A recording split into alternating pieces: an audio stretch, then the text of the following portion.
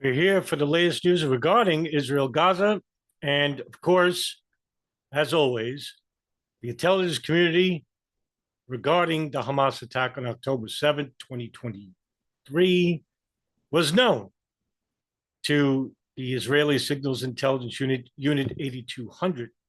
In a breaking report by the Jerusalem Post, the Israeli IDF knew of Hamas's plan to kidnap 250 people before the October 7th attack report. This sounds quite familiar, doesn't it, ladies and gentlemen? Because that's exactly similar to what we saw in the year 2000, where the intelligence community, domestic, CIA, NSA, had known about al-Qaeda operatives inside the United States, but didn't tell the Department of Justice or the Department of State. And that's because the CIA was running an illegal operation with Saudi intelligence, thanks to the Canisteo document.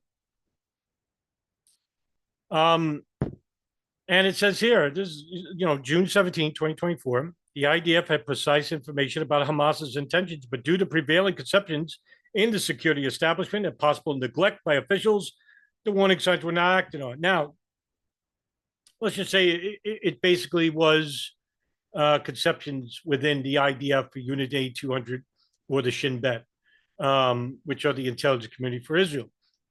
Let's just say it was negligence by top officials and their superiors in the military. The more nefarious situation, and one I can't prove, but sure as heck seems convenient, is that they wanted this attack to happen to get rid of all the Palestinians out of Israel, as well as Hamas. A newly surfaced document has revealed that the Israeli Defense Forces and intelligence systems had detailed knowledge of Hamas's plan to raid Israel and kidnap 250 people weeks before the October 7th massacre. The document, which was compiled in the Gaza division, outlined Hamas's intention. It was known to top intelligence officials, according to a report by Khan News. Foreknowledge. That's why intelligence services are the most powerful agencies on the face of the earth. More powerful than the banking cartel, the oil cartel, the money cartels, the banks. It's intelligence. Information that could be acted on or not. Foreknowledge of an event that could be stopped or not. The Epstein case is a perfect example of this. Get these top officials, world leaders, in a lewd act with a young minor, and you can have them at your beck and whim, right? That's how blackmail works. And, Israel, the country, the government itself, and the intelligence services are the best at espionage and blackmail. There's nobody better. The document entitled Detailed End-to-End Raid Training was distributed on September 19, 2023, and described in detail the series of exercises conducted by Hamas's elite units. These exercises included raiding military posts and kibbutzim, collective communities in Israel, kidnapping soldiers and civilians, and maintaining the hostages once they were in Gaza Strip. Notice how it doesn't say anything about rapes. And they're still trying to peddle that nonsense here in the American media. Were there rapes? We won't know. We don't know for sure.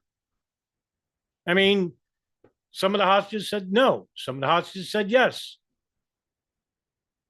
Could be.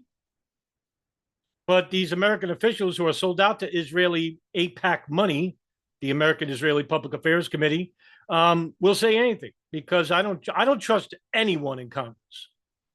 Anyone that takes a bribe, and Israel bribes them. Saudi Arabia bribes them well. In fact, Saudi Arabia spends more money than Israel.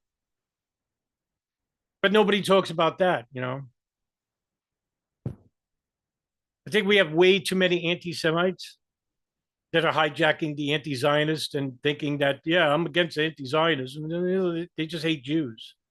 Doesn't work that way. Not with me, anyway. I report the news as is and call out people for their crimes and their bad misconduct and malfeasance. I do it without bias and prejudice. The report by Khan News stated that security forces told Khan News that the document was known to the intelligence leadership at the very least in the Gaza division.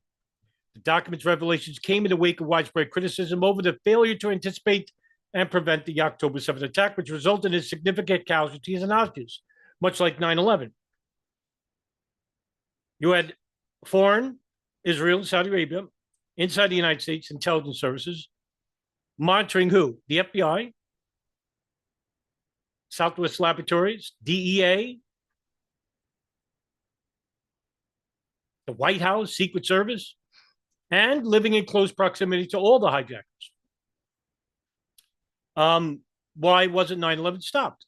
Well, if you think about the more nefarious, broader picture, as I stated before, it benefited who? Who did it benefit? The United States government, their military, industrial complex, the intelligence services, Saudi Arabia, Israel, right? Because who did we attack?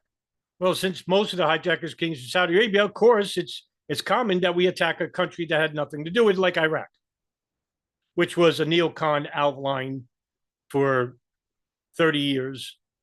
And they tried to blame the first World Trade Center attack in 1993 on Iraq. Remember, it was Ramzi Youssef who built the bomb, who came into the United States with a fake Iraqi passport. And then, you know, with 9/11 itself, there's a lot of platitudes here that can be explained on just specifically who benefited from what, right? Now, I'm not talking about Larry Silverstein and, you know, these people. I'm talking about George Tenet, Michael Hayden, you know, the directors of the CIA and the NSA, respectively. Robert Mueller of the FBI, the Pentagon. You know, there was outlines about like the Project for New American Century, which called for U.S. Intervention in Iraq that they tried to get President Clinton, to commit to, but he didn't do it. And that's the reason why he got expelled. The IDF had precise, now it jumped a little bit, but let's go back.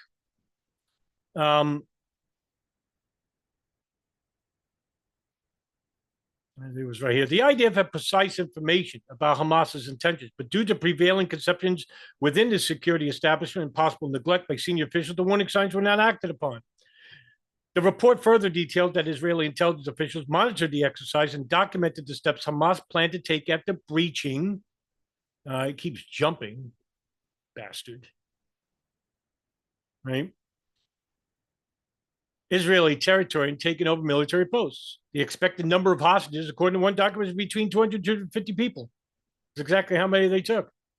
Israeli intelligence officials who monitored the exercise detailed and documented the next steps after breaching into Israel and taking over the posts, determining that the instruction is to hand over the captured soldiers to the company commanders. The expected number of hostages stays between 200 and 250 people.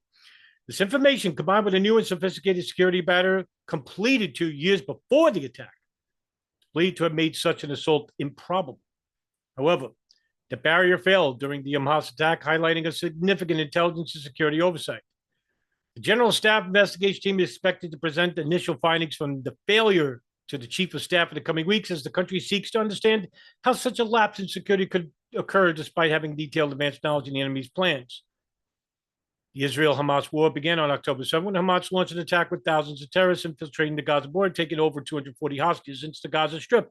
During the massacre, more than 1,200 Israelis and foreign nationals were murdered, including over 350 in the REM Music Festival and hundreds of Israeli civilians across the Gaza border communities.